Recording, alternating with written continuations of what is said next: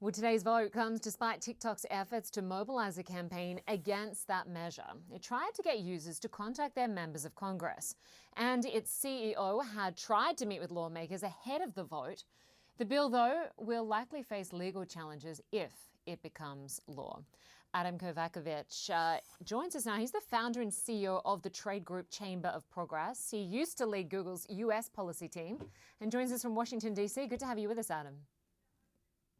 Thanks for having me.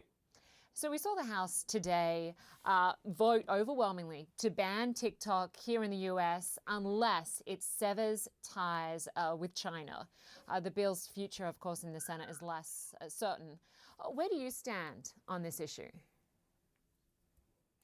Well, I personally have actually greater concern about the potential propaganda control that TikTok's foreign ownership raises for the U.S. I mean, I think the United States would never have allowed the Soviet Union to own a television station in the midst of a Cold War.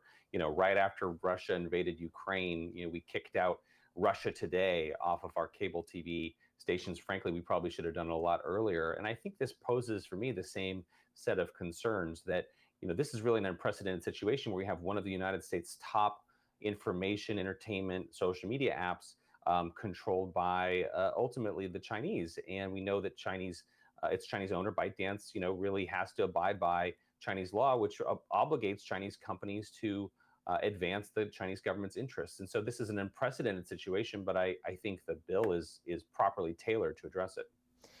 And interesting, Adam, there were politicians who obviously voted against this. One Democrat who voted against it explained his decision. I just want to play some of that sound.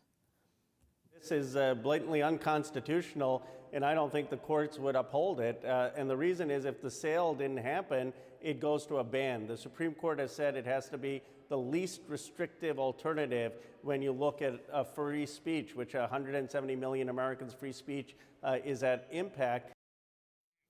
So, Adam, he went on to say that we should instead toughen up laws around data collection. He's arguing that it's better to pass a privacy data bill, rather than targeting one particular app. Does he have a point? Well, we should pass a privacy bill. We're supporters of that, but that doesn't really get at the propaganda concern that I and others are concerned about. Look, TikTok is almost certainly going to challenge this in the courts. They'll have their day in court. But there is precedent, there's ample precedent for the United States to block foreign investment on national security grounds. Certainly, I think the way that the U.S. government has dealt with Huawei, effectively, removing Huawei from operations in the United States because of concern of essentially sort of network security and national security. So I think this poses a similar concern for a lot of people in government. But as I said, there are some who raise this constitutional question, and it will certainly be litigated. Interestingly, one of the Biden administration's top legal minds, Lisa Monaco, senior official in the DOJ, was involved in drafting this bill. And I believe that its sponsors have tried to work to address any kind of constitutional vulnerability that this law might have. Adam, we know that TikTok was fined in 2019 for collecting data from people using their phone when they accessed that app. But China has gone on to say that the U.S. hasn't presented any evidence about how TikTok endangers U.S. national security. What do you make of that? Well, there was a report earlier this week from the intelligence agencies that outlined, that mentioned that TikTok has played a role in election misinformation. I think they certainly could put out more. And I actually think it would be a smart idea for the intelligence agencies to put out more. They've actually shared more information with members of Congress. And I do think that would probably help establish kind of the public case for what the administration is supporting here.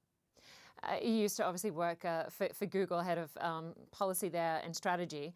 I assume you probably have friends inside of TikTok. Have they given you any opinions, assessments of how they see this playing out and what it might mean for them? Well, first of all, I think that the bill does face a little bit of an uncertain future in the Senate. I think there are enough voices who are concerned about it that it's not on an easy path to passage, and so its path to passage there is a little more complicated. But candidly, I do have friends who work inside TikTok in the U.S. And ironically, even though they have to spend a lot of their time now defending the current ownership structure, uh, I candidly think they'd all be much better off if TikTok were sold to American owner, just from a pure standpoint of kind of removing the Chinese ownership question, which is always going to be a cloud over TikTok's head. They have a much clearer future and candidly have a path to actually be going public as a company and making good on stock and stock options. All of that's not possible under the app's current ownership structure. And so I just think there isn't really a sustainable future for TikTok in the United States so long as this China question is over its head. Yeah, exactly. And if this bill were to go through the Senate and pass and become law, China obviously would have to agree to sell the US arm of TikTok.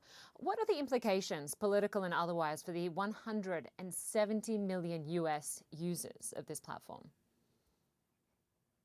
Well, it's important to say we've actually seen this kind of approach before. So during the Trump administration objected to Chinese ownership of Grindr, which is the gay dating app, and actually CFIUS demanded that its Chinese owner sell the app to a U.S. owner because of concerns about data privacy and potential blackmail concerns. And that went through pretty quietly. Now, that's a much smaller app. It's a much smaller company. But candidly, when you see the Chinese Foreign Ministry, as your correspondent reported, objecting so vociferously to the divestiture, it actually kind of hardens, in my view, the resolve of American politicians to demand its divestiture. Because why should the Chinese government care so much that TikTok operates in the United States? They ban it from the Chinese people. China does not allow TikTok to operate in China, so clearly they're concerned about it. When you have the foreign ministry saying these things, it actually suggests that TikTok's a huge national security asset for China, which I think, again, just kind of backfires as a counterpoint. So, I think American politicians are sort of tuning into that dynamic. Yeah, you certainly make a good point there.